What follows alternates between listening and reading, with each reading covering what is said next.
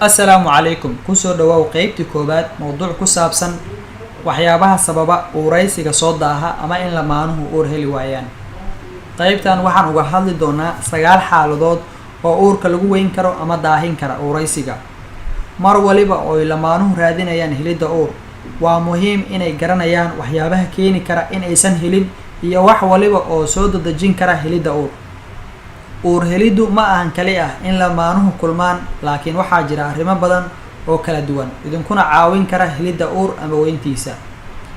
Caadada oo u saxan hooyada ayaa laga yaabaa inay ka hor istaagaan inay uur qaado xaaladaha ay ku nooshahay ama shaqada ay qabato.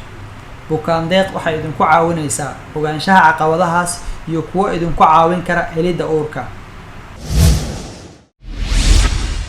Maxaa sababa in uuraysigu daaho? Caqabad ka timaada ninka. Mid ka mid ah kuwa ugu sareeya waxyaabaha sababa dhalmo la'aanta waa tirada shahwada ragga oo yar iyo shahwada oo aan caafimaad qabin ama lahayn saynta ay ku dabaalan lahayd, taas oo ay keento qalad ka yimaada qaab samaysanka shahwada. Waxaana lagu qiyaasaa 30 ilaa 40% in dhalmo la'aanta sabab u tahay. Waxaa lagu xaqiijin karaa baaris iyo in takhtarka lala kulmo. Buuq saa'id ah. Buuqa ama walwalka waxa uu khatar guud ku yahay caafimaadka jirka iyo kan maskaxda. Sidaa oo kale waxa uu carqaladeeyaa helidda uurka. Buuqu waxa uu balansi la'aan ku ridaa qanjirada maamuli lahaa soo deynta shahwada iyo korinta ugxaanta, iyo weliba dhanka dumarka saxidda caadada. Marka haddii uusan qofku ku jirin deganaansho, suurtagal ma ahan in la helo uur. Isu tagga badan ama isu tagga yar. Dadka qaar waxay aaminsan yihiin haddii kulanka sariirtu uu joogto ahaado in uur la heli karo, laakiin taasi sax ma ahan. Kulanka badan ee saa'idka ah waxa uu keeni karaa dhibaatooyin caafimaad sida daal, wareer, murqaha oo dabca iyo kaadi badan. Dhammaan waxa ay khatar ku yihiin helidda uurka. Calaamadahan: isu tagga aadka u yar maalmo badan waxa ay hoos u dhigi kartaa uuraysiga.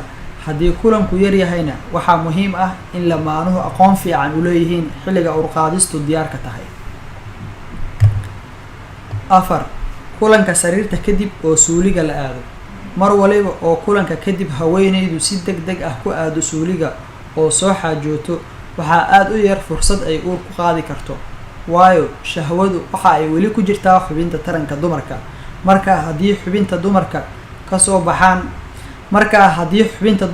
soo baxaan dareere jiha kale u socda, waxa ay dib u soo celin karaan shahwada, ama fadhiga ayaaba sahli kara in shahwadu soo daadato halkaana rijadii uur qaadista ku dhammaato. Marka kulanka ka hor waa muhiim in haweeneydu xaajada suuliga soo dhammaysato oo jiifka aysan ka kicin inta ay awoodo. Hurdo yarida. Hurdo la'aanta waxa ay qalqal ku ridaysaa xubnaha jirka iyo qaab u samaysanka difaaca jirka. Waxaana halis ugu jira qofka hurdadu ku yar tahay in caabuq uu ku dhaco, dabeetana waxyeelo dhammaan xubnaha taranka si isku mid ah rag iyo dumar. Waxaana ay isku arki karaan qandho, kuleel fara badan oo jirka ka soo baxa, dhaawacna u geysta shahwada. Dumarkuna walwal iyo qalqal caadada ku yimaada ayay isku arki karaan. Waa muhiim hurdo kugu filan. Haddii caqabad kale ay jirtana takhtarka waa muhiim la kulankiisa. Miisaan yari ama cayilka aadka u faraha badan. Caatada saa'idka ah ama cayilka badan waxa ay carqaladeyn kartaa uurka. Haddii nafaqa darro jirto, ugxaanta ma isdiyaarin karto, kadibna uur qaadista suurtagal ma ahan. Si loo gaaro ujeedka, waa muhiim in miisaanka lagu ilaaliyo meel ku habboon. Xitaa haddii wareegga dhiigga uu saxan yahay, waxaa yar fursadda uurka. Cun raashin isu dheeli tiran. Samee jirdhis fudud haddii aad cayilan tahay. Isticmaalka badan kareemka xubinta taranka la mariyo. Kareemka xubinta la mariyo waxa uu khatar ku yahay shahwada iyo qulqulkeeda. Waxa uuna joojin karaa inay isgaaraan ukunta iyo shahwada. Ujeedkuna waa in si toos ah looga helo xubinta qoyaanka xilliga uur qaadista la soo daayo, si shahwadu u nabad gasho una sii wadato safarkeeda si ay u gaarto ugxaanta. Marka haddii kareemka la mariyo xubinta xilliga, waxa uu waxyeeli karaa shahwada. Dhaqamada nolosha qaarkood. Nolosha xun ama la qabsiga waxyaabaha qaar ayaa keeni kara in uurka la waayo. sida sigaarka, cabidda daroogada, dawooyinka la iska isticmaalo, kofeega. Ragga kuwaan waxa ay ku keeni karaan shahwo yari iyo shahwada oo jirata, dumarkana ukumaha oo aan isu diyaarin uur qaadis. 9 deegaanka hawadiisu fiicneen. Sunta lagu daadiyo bulshada dhexdeeda ama hawada wasaqaysan waxa ay keeni kartaa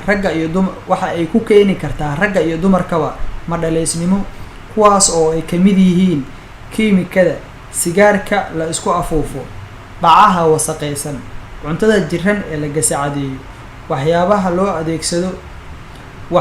la adeegsado suntana leh sida saabuunta, shaambada iyo kareemada. gebi ahaanba waxa ay waxyeeli karaan taranka, yareyn karaana helidda uurka.